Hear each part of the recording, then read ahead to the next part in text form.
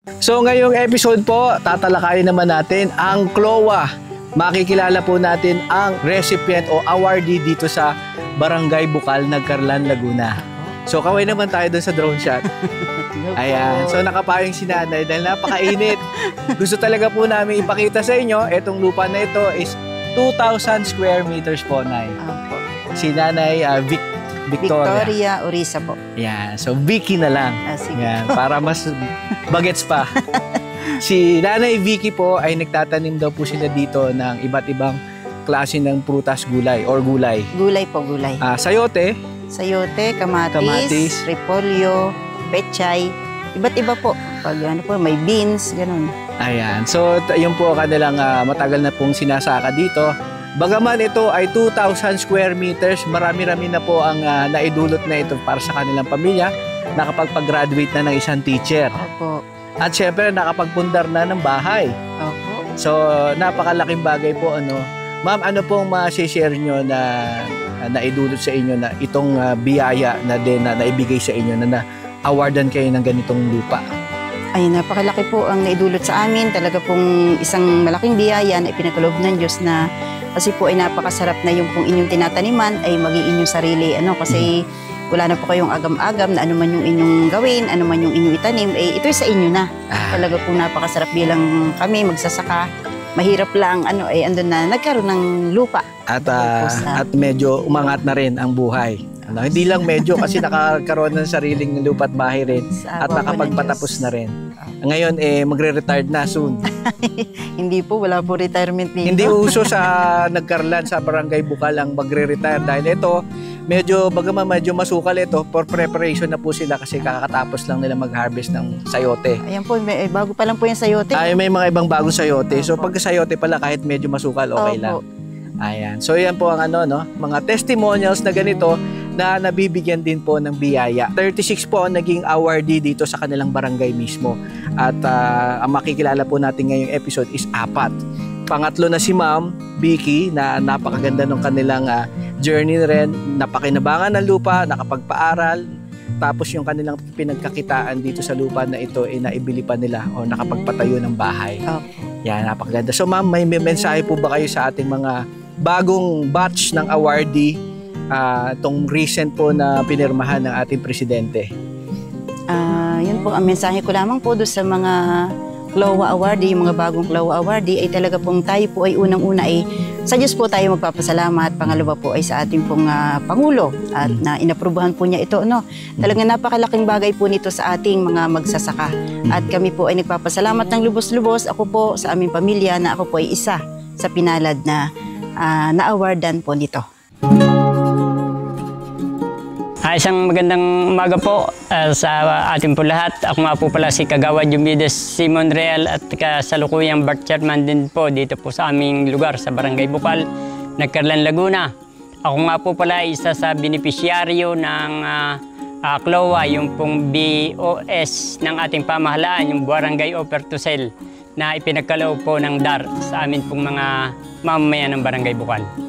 At ako po lubos na nagpapasalamat sa kanila sa ating pamahalaan sapagkat nung una po ay kami po ay nang kikihawan lamang sa lupang ito na aming kinatatayuan, samantalang sa ngayon po ay ito po ay nasa amin ng mga kamay at yun po ay labis namin pinagpapasalamat sapagkat dati po ay dito sa amin pong barangay ay wala po halos talagang sariling lupa yung mga taga rito at ito po ay pag-aari po ng hacienda ng Bakod na taga San Pablo.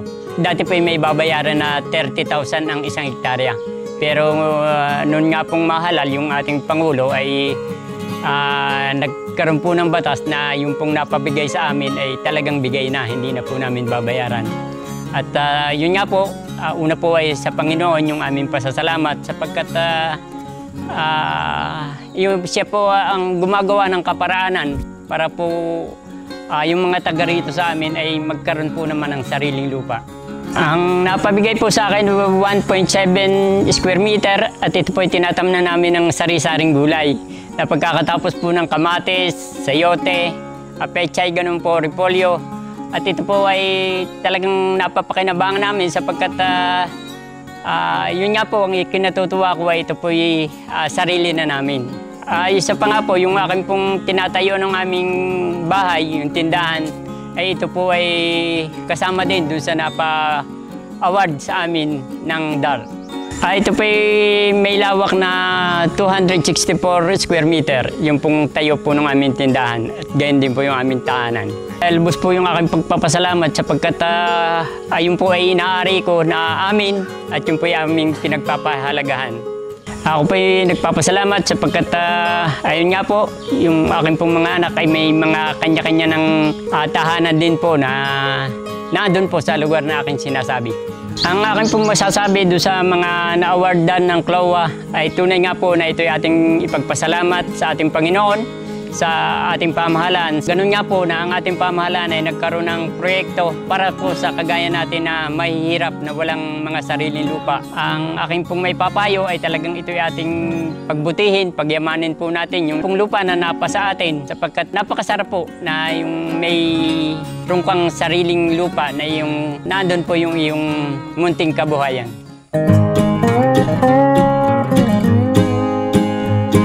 Kasama naman po namin ngayon si Ma'am Neri. Hello po, Neri Sabelina po. Ayan. So isa po siya sa naging awardee dito among the 36. Pang-apat po siya sa pinuntahan namin. At ngayon, itong kanilang tinitirahan isa sa mga naibigay ng CLOA. Sa CLOA po. Ito pong area na to, itong may 3 bahay hanggang doon sa... Ilang square meters po ito? 2,442 square meter. Malaki-laki na at 4 na bahay na yung naitayo. 3 po. 3 bahay. Sino-sino po yung mga nakinabang po na recipient na awardee?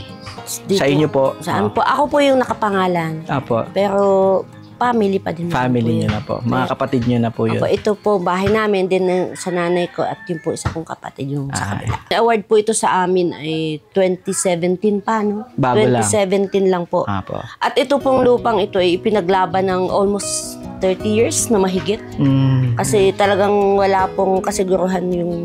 Medyo masakit sa dibdib, masakit sa ulo, Opo. yung mga pinagdaanan bago talaga finally Opo. naibigay din sa inyo. Almost 33 years. Kayo po ba may nilabas pa na pera nung nai-award na? Mayroon po kasi ang ano naman po dun, usapan naman po payable for 30 years.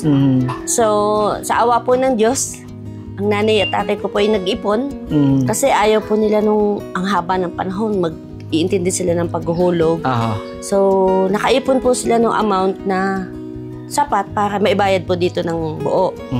At salamat sa Diyos naman po at nakabayad.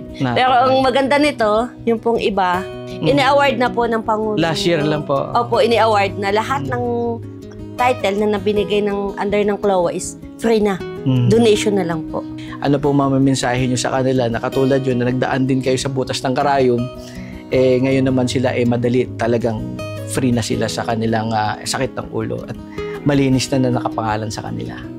Sa kanila po na lahat na nahawakan na nila or nakita na nila yung pangalan nila dun sa title, blessed po kayo. Na katulad namin, wala na po yung takot, pangamba na mawala pa sa amin yung lupa. Sure na talaga nasa inyo na yan. At pinakamaganda pa po dyan is free. Na dinonate na po sa inyo. Bagamat kami nagbayad, pero blessed kami kasi yung pambayad ay binigay pa rin ni Lord. Kaya dapat magpasalamat tayo sa Lord and then sa administration na nagsagawa po ng ganong palatuntunan para totally maabot po talaga tayo ng mga magsasaka. Na sure yung lupa natin ay atin. At mayroong lupa't bahay na matitirahan na masasabing sa inyo. Opo, atin. At pwedeng ipamana sa inyong mga anak na at magiging apo pa. Opo. Kayo po ba may apo na? Wala pa naman po.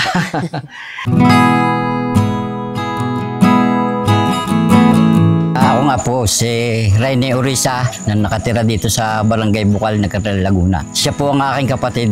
Ako po naman si Castor Orisa na bilang mga kapatid po na sinundan sa pangatlo ng aking panganay. Ito po ay nagsimula noong, hindi ko na po matandaan kung anong pitsa, kung paano po na-award ito. Pero ito po ay pinagkaloob sa amin kasi po ang tatay ko po ay tenants dito sa lupang itong aming natanggap sa nagbigay sa amin. Kaya po kami nagpapasalamat sa nagkaloob sa amin doon po sa may-ari ng bakod dahil po malaki pong tulong sa aming mga mamahihirap na ipinagkaloob po sa amin na wala pong bayad. Ang pinagkaloob po sa amin ay 20,000 square meter po ang pinagkaloob po sa amin ng Kuluwa. Kasi po maedad na po ang tatay ko po, ay sabi po ng tatay ko at saka po ng aking mga kapatid ay ako po naman ang panganay, di sa akin na daw po ipagkatiwala yung po ipinagkaloob na lupa na ipangalan po sa akin. Ito po ay tinirikan na po ng bahay namin magkakapatid. 6 po kami magkakapatid ay pare-pareho na po kaming may bahay. Yun po ay dahil doon sa pinagkaloob na lupa sa amin ng merong may-ari. Yan pong kami po ay mga may anak na nakapagtapos po. Hanggang ngayon po ay doon po kami kumukuha ng pinagagamitang pag-aaral sa pagtatanim po. Kamatis po, tsaka po sayote, repolyo. Yun lang po nga kami itinatanim dito.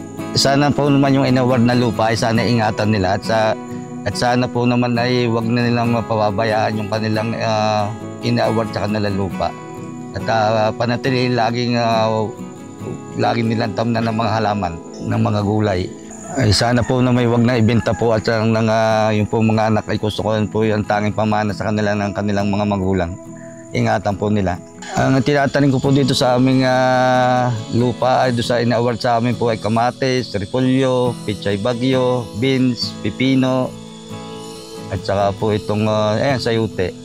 Kalimitan po yung lagi po sayute ang tanim po dito ay yung po ang pinagkakapirahan ay. At gawa ng yung po aking dalawa, yung lang po ang pinagpaaral ko po doon sa aking dalawa. Ayun, yung po aking dalawa ay gagraduate po ng college po yung aking high school, yung aking panganay. Yung po aking bunso ay sa Lukban po napasok. Civil engineering po naman yung aking bunso. Ay hindi ko po masasabi at dahil po kami po ay talaga pong wala po kaming lupang sarili po ay. Kaya marami pong pasalamat at kami po nagkaroon ng ganito.